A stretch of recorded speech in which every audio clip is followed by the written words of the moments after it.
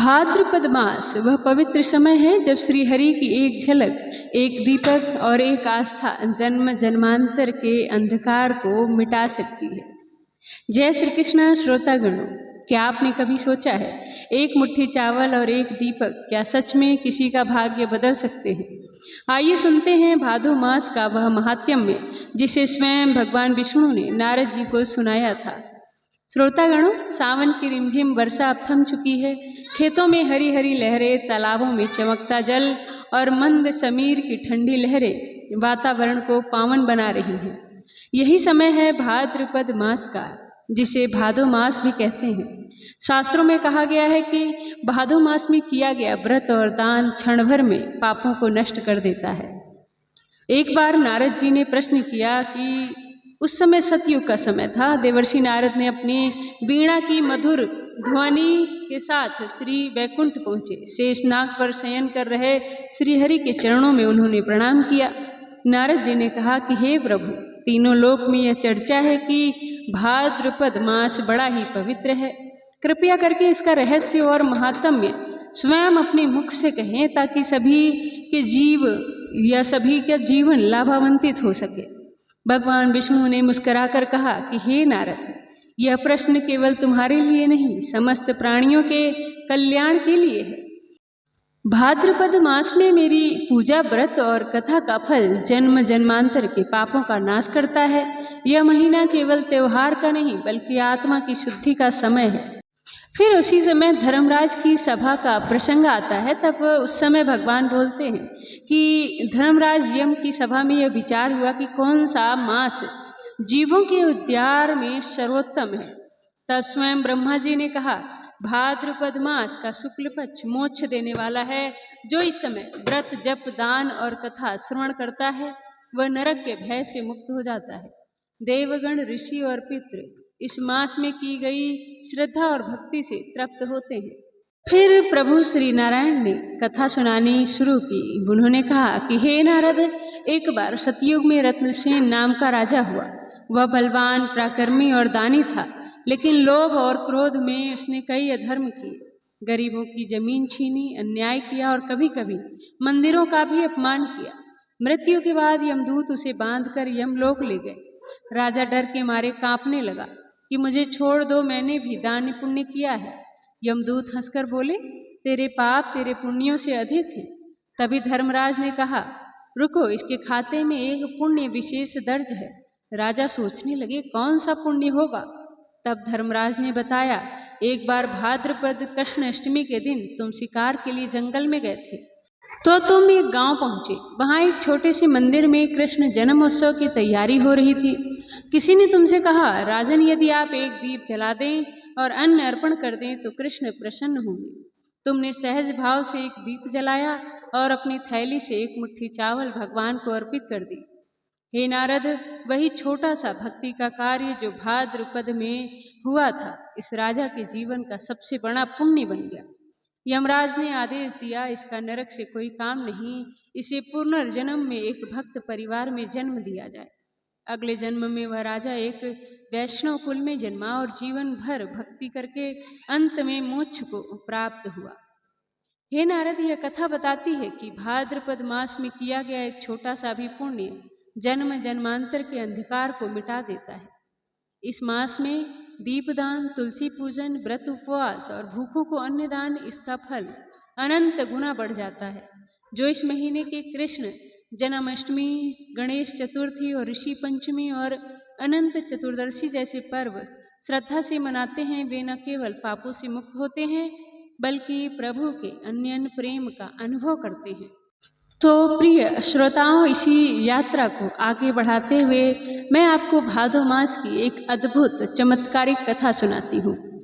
बहुत समय पहले एक प्राचीन नगर में सत्यपुर नामक एक गांव था। उस गांव में एक वृद्ध ब्राह्मण हरिदास जी अपनी धर्मपत्नी तुलसी देवी के साथ रहते थे। हरिदास जी का जीवन सरल था, लेकिन उनके मन में एक पीड़ा थी कि उनकी कोई संतान नहीं थी। दोनों ने बहुत तीर्थ किए, बहुत व्रत किए, लेकिन संतान का सुख नहीं मिला। भाद्रपद मास का आगमन हुआ। गांव के मंदिर में कथा आरंभ हुई। पंडित जी श्रीमद् भागवत के भादो मास के महात्म्य का पाठ कर रहे थे। कथा के बीच में उन्होंने कहा, जो भी इस मास में व्रत भजन और दान करता है उसके जीवन की समस्त मनोकामनाएं पूर्ण होती हैं। हरिदास जी और तुलसी देवी ने उसी समय निश्चय किया कि हम पूरे भादो मास का व्रत करेंगे, नियम पूर्वक भक्ति करेंगे और जरूरतमंदों की सेवा करेंगे। पहले दिन ब्राह्मण दंपति ने स्नान कर संकल्प लिया कि हे श्रीहरि, हे ब्रज बिहारी कृष्ण, हमें इस मास में ऐसा जीवन दान दीजिए जो हमें लोक और परलोक दोनों में कल्याण दे। वे प्रतिदिन प्रातःकाल तुलसी को जल अर्पित करते, मंदिर में दीपदान जलाते और गरीबों को अन्नदान किया करते थे। भादो मास का वातावरण उस नगर में अद्भुत था। महिलाएं झूलों पर कजरी गा रही थीं, बच्चे जन्माष्टमी की तैयारियों में लगे थे, मंदिरों में भजन कीर्तन हो रहे थे।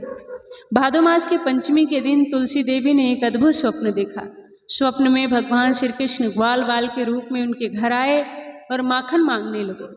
भगवान ने मुस्कुराते हुए कहा कि माँ, तुम्हारे घर माखन ही नहीं है, अब रौनक भी आएगी। बस इस मास का नियम निभाओ और श्रद्धा मत छोड़ो। तुलसी देवी ने यह स्वप्न हरिदास जी को सुनाया। दोनों का विश्वास और गहरा हो गया। भादो मास के अष्टमी के दिन जब श्री कृष्ण जन्म उत्सव मनाया जा रहा था, तभी गांव में अकाल जैसी स्थिति बन गई। बारिश रुक गई और अन्न का संकट हो गया। कई लोग व्रत छोड़कर रोजी रोटी की तलाश में भागने लगे। हरिदास जी के पास भी अनाज खत्म हो गया, लेकिन उन्होंने कहा, भूखे रहकर भी व्रत करेंगे। जो व्रत में डटे रहते हैं वही भगवान की सच्ची कृपा पाते हैं। भादो मास के शुक्ल पक्ष की एकादशी को अचानक गांव में बादल घिराए और जमकर वर्षा हुई।